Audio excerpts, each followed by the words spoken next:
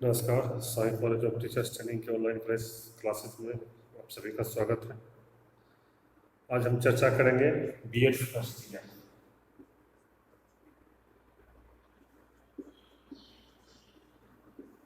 जैसा कि आप लोगों ने पिछले क्लासेस में देखा होगा कि हम यूनिट फर्स्ट लेके चल रहे हैं।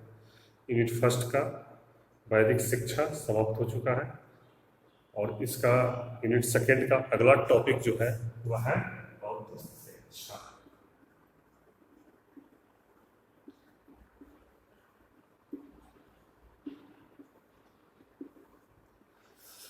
तो आज हम लोग चर्चा करेंगे बौद्ध शिक्षा के बारे में। बौद्ध शिक्षा जानने से पहले थोड़ा सा आप लोग महात्मा बुद्ध के बारे में जान लीजिए। इसके बारे में मैं डिटेल से नहीं बताऊंगा महात्मा बुद्ध की जीवनी के बारे में, क्योंकि जीवनी आप लोग को पूछा नहीं जाएगा, इसको आप अपने स्तर से पढ़ लीजिएगा। लेकिन फिर भी महात्मा बुद्ध के बारे में बौद्ध शिक्षा जानने से पहले महात्मा बुद्ध की जीवनी के बारे में थोड़ा सा जानना जरूरी है, क्योंकि बेसिक जानकारी मैं दे देता हूँ। जैसे कि महात्मा बुद्ध का जन्म कब हुआ था। महात्मा बुद्ध का जन्म हुआ था 563 ईसा पूर्व में। बचपन का नाम सिद्धार्थ था। इनका जो जन्म हुआ था वो कपिल वस्तु के लुम्बिनी में वन में हुआ था। इनके पिता का नाम शुद्धोधन था और माता का नाम महामाया था। तो इनके बारे में जीवनी आप लोग पढ़ लीजिएगा। हम उसके सीधे आते हैं बौद्धकालीन शिक्षा व्यवस्था पर। तो सबसे पहले हम शुरू करते हैं इसमें कि बौद्ध काल में शिक्षा की व्यवस्था कैसी थी। शिक्षा की व्यवस्था बौद्ध काल में शिक्षा की व्यवस्था कैसे थी, सर्वप्रथम हम इसको जानेंगे। तो आप लोग जैसा कि जानते होंगे कि बौद्ध धर्म का जो विकास हुआ है, बौद्ध धर्म का जो विकास है वह बौद्ध मठ में हुआ है। बौद्ध मठ और यही बौद्ध मठ बौद्ध धर्म का विकास हुआ है। बौद्ध मठ बौद्ध शिक्षा का केंद्र था और इन बौद्ध मठों में शिक्षा देने का कार्य, बौद्ध मठ है जो शिक्षा पढ़ाने वाले थे उनके भिक्षुओं के द्वारा शिक्षा प्रदान किया जाता था। इस तथ्य के बारे में, मतलब किस भिक्षु कैसे शिक्षा देते हैं, इसके बारे में प्रसिद्ध इतिहासकार डॉक्टर आर.के. मुखर्जी ने कहा है कि बौद्ध मठ बौद्ध शिक्षा तथा ज्ञान के केंद्र थे। ये जो बौद्ध मठ थे यही बौद्ध शिक्षा तथा ज्ञान के केंद्र इस बौद्ध मठ ही थे, जहाँ की बौद्ध धर्म की शिक्षा का पूर्णतः विकास हुआ था। धार्मिक, लौकिक सभी प्रकार की शिक्षा इस बौद्ध मठों में दी जाती थी और सभी प्रकार की शिक्षा, चाहे वो धार्मिक हो या फिर लौकिक शिक्षा हो, वह बौद्ध भिक्षुओं के द्वारा दिया जाता था। बौद्ध काल में जो शिक्षा का स्तर था वह दो भागों में बटा। बौद्ध काल में शिक्षा का स्तर दो भागों में बटा हुआ था। पहला था प्राथमिक और दूसरा जो था वह उच्च स्तर। इन दो भागों में बौद्ध कालीन शिक्षा बटी हुई थी, मतलब दो भागों में बांट दिया गया था और उन्हीं के अनुसार शिक्षा दी जाती थी। तो हम सबसे पहले चर्चा करेंगे इसमें प्राथमिक शिक्षा के बारे में। सबसे सर्वप्रथम चर्चा करेंगे कि बौद्ध काल में प्राथमिक शिक्षा की कैसी व्यवस्था थी। जैसा कि आपने वैदिक शिक्षा पढ़ा है कि वह कैसे कैसे शिक्षा दी जाती थी। प्राथमिक में गृह से शुरू होती थी, उपनयन संस्कार के बाद गुरु के पास ले जाया जाता था। तो इसी ढंग से हम जो है प्राथमिक शिक्षा के बारे में बौद्ध धर्म का कैसा था उसके बारे में पढ़ेंगे। तो ये भी बहुत सारे पॉइंट वाइज विभाजित है प्राथमिक शिक्षा। हम एक एक पॉइंट के करके इसके बारे में जानेंगे। तो सबसे पहला पॉइंट इसमें लिखते हैं प्राथमिक शिक्षा में समान परिचय। समान परिचय कि बौद्ध धर्म का प्राथमिक शिक्षा कैसी थी, इसका समान परिचय जान लेते हैं। ये जो प्राथमिक शिक्षा का समान परिचय का जो हमें वर्णन मिला वो बौद्ध धर्म के जातक ग्रंथों से बौद्ध धर्म में एक जातक ग्रंथ है बौद्ध काल में। इसी जातक ग्रंथ में बौद्धकालीन शिक्षा के बारे में हमें ज्ञात होता है, उससे हमें जानकारी मिलती है।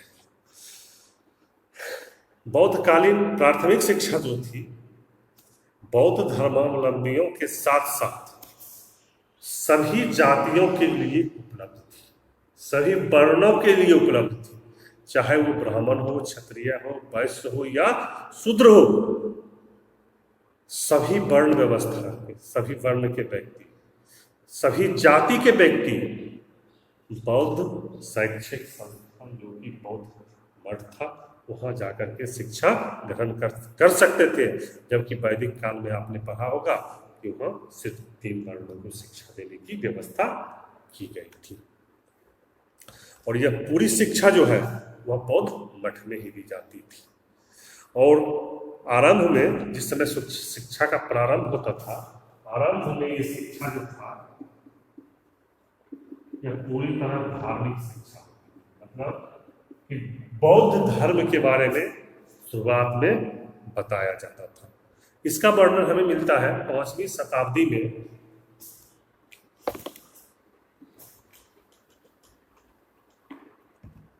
5वीं शताब्दी में एक चीनी यात्री भारत आया था जिसका कि नाम था फाहियान। आपने इसका नाम जरूर सुना होगा, चीनी यात्री फाहियान का नाम। चीनी यात्री भारत आया था। उन्होंने अपने विवरण में इस शिक्षा के बारे में लिखा है कि जब ब्राह्मणों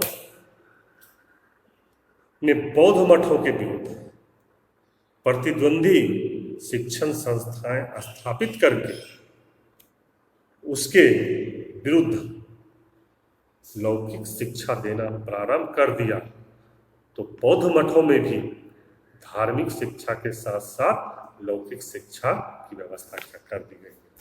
अब इस चीज को थोड़ा सा समझिए कि वैदिक काल में जो शिक्षा थी वह पूर्णतः धार्मिक शिक्षा दी जाती थी, धार्मिक आधार पर शिक्षा दी जाती थी, लेकिन कुछ कुछ लौकिक शिक्षा भी दी जाती थी।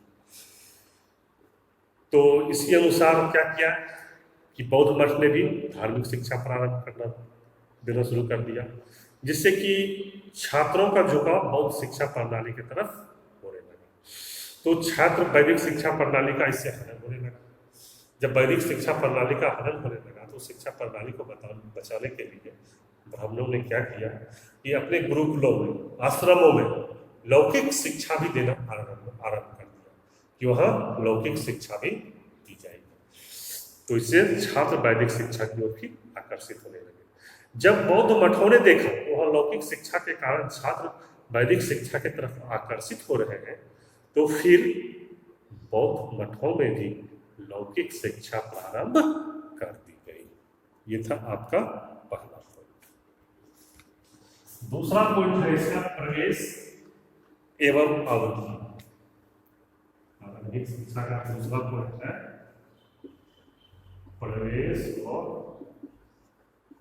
अवधि।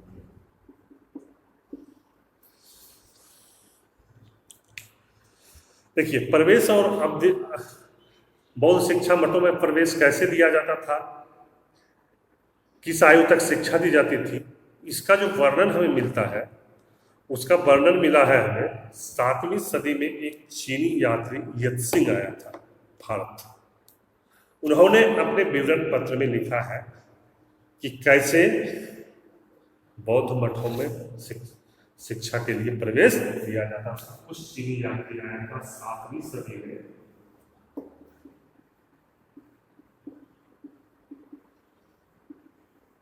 चीनी यात्री चीनी यात्री भारत आया था, जिसने कि प्रवेश अवधि के बारे में लिखा था।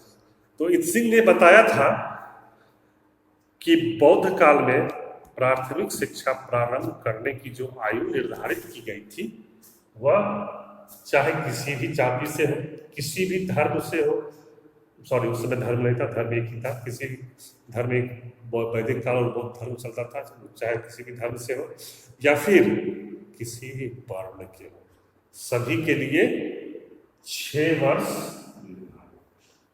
मतलब 6 वर्ष की आयु में छात्रों को बौद्ध मठों में शिक्षा लेने के लिए प्रवेश मिल जाता था। और प्राथमिक शिक्षा जो थी वह 6 वर्ष की, मतलब 6 वर्ष जब से शुरू होकर के 12वें वर्ष तक प्राथमिक शिक्षा प्रदान की जाती थी। मतलब जब बालक की आयु 12 वर्ष हो जाते थे तब उसकी प्राथमिक शिक्षा। ये था अवधि और समय और प्रवेश कि कैसे बौद्ध मठों में शिक्षा दी जाती थी। अब इसका तीसरा पॉइंट आता है,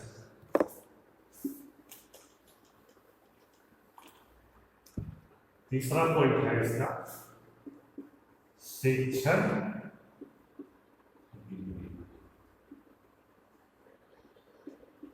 मतलब शिक्षा देने का विधि क्या था, जैसा कि आप लोग वैदिक शिक्षा में पढ़े होंगे कि वह शिक्षा मौखिक दी जाती थी, लेकिन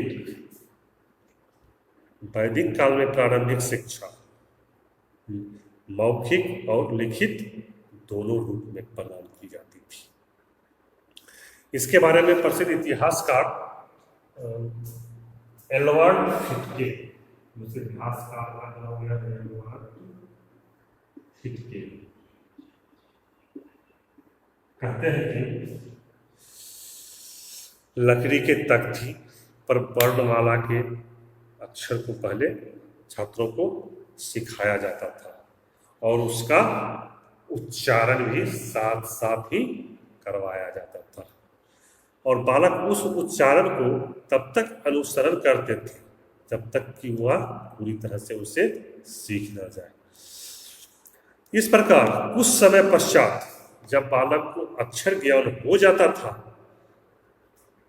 तब उसे शब्दों को लिखना सिखाया जाता था, जो कि उस समय मुख्यतः मिट्टी पर होते थे या पेड़ की छाल पर होते थे या पत्तों पर होते थे, वो सिखाते थे। और पाठ्य विषय जब होता था, जब बालक शब्द लिखना सीख जाते थे, अक्षर ज्ञान ले लेते थे, तो उसके बाद उसे पाठ्य विषय की शिक्षा दी जाती थी। और पाठ्य विषय की जो शिक्षा होती थी वह लिखित नहीं होती थी, वह शिक्षा मौखिक होती थी। अध्यापक पहले बोलते थे और छात्र उसका अनुसरण करके उसको दोहराते हुए बोलते जाते थे, और यह प्रक्रिया तब तक चलती रहती थी जब तक कि बालक को वह पूर्ण रूप में याद ना हो जाए। तो मतलब कहने का मतलब है कि एडवर्ड फिटके ने कहा है कि बौद्ध शिक्षा मठों में शिक्षा देने की प्रक्रिया जो शुरुआत होती थी वह लिखित रूप में होती थी, लेकिन जैसे ही छात्र को वर्णमाला के अक्षर सीख लेता था लिखना, उसका उच्चारण सीख लेता था, शब्द बनाना सीख लेता था लिखना, तो इतना होने के बाद जो पाठ्य विषय की शिक्षा थी वह मौखिक रूप से दी जाती थी, कि मतलब उसे बौद्ध मठ के जो बौद्ध भिक्षु थे पूरी तरह से आगे आगे बोलते थे, छात्र पीछे पीछे बोल करके उसे याद करवा दिया जाता था। ये था शिक्षण। अब आते हैं हम इसके अगले पॉइंट, पाठ्यक्रम पर।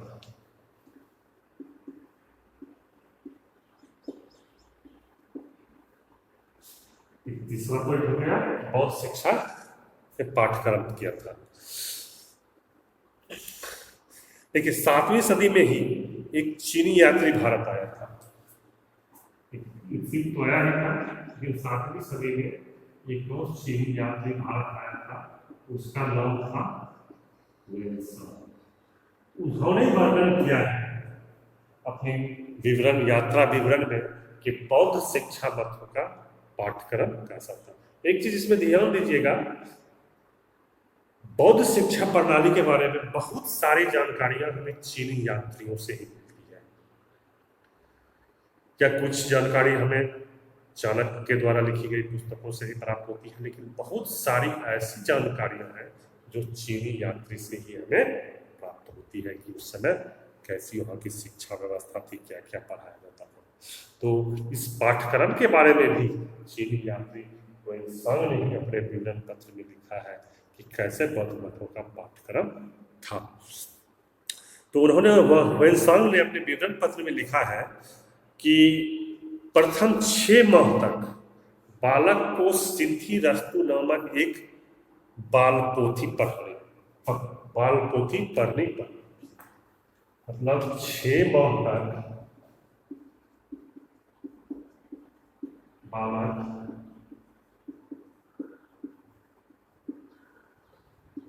सिद्धिरस्तु बाल पोथी पढ़ते, तो 6 महीने तक इस बाल पोथी को बौद्ध मठों में बौद्ध भिक्षुओं के द्वारा छात्रों को पढ़ाया जाता था। इस पोथी में, इस सिद्धिरस्तु जो बाल पोथी है, इसमें 12 अध्याय थे। इस पोथी में 12 अध्याय थे और उस समय वर्णमाला के 49 अक्षर पढ़ाए जाते थे, जो पाली भाषा की थी। उसके पाली भाषा के वर्णमाला के 49 अक्षर थे। उस 49 अक्षर को मिलाकर के क्रम में रख करके 300 से अधिक श्लोक उस बाल पोथी में लिखी गई थी। तो इसके वर्णमाला के अक्षर कितने थे? 49 थे वर्णमाला के अक्षर। इसको मिलाकर के 300 श्लोक की रचना की गई थी इस बाल पोथी में,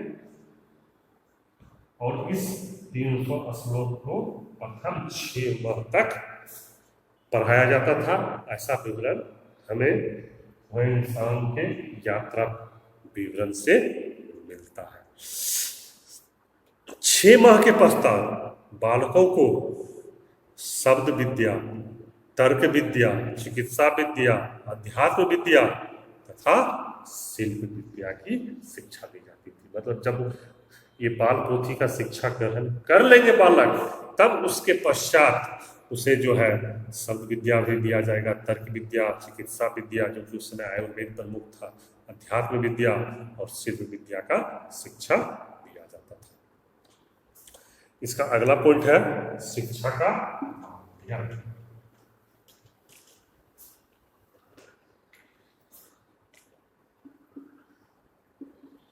शिक्षा का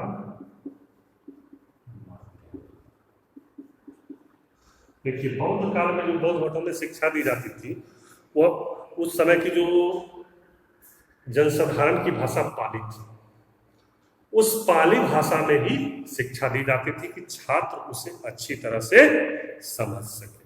और उस पाली भाषा की लिपि जो थी वह देवनागरी थी। मतलब पाली भाषा में शिक्षा दी जाती थी और इसकी लिपि देवनागरी थी।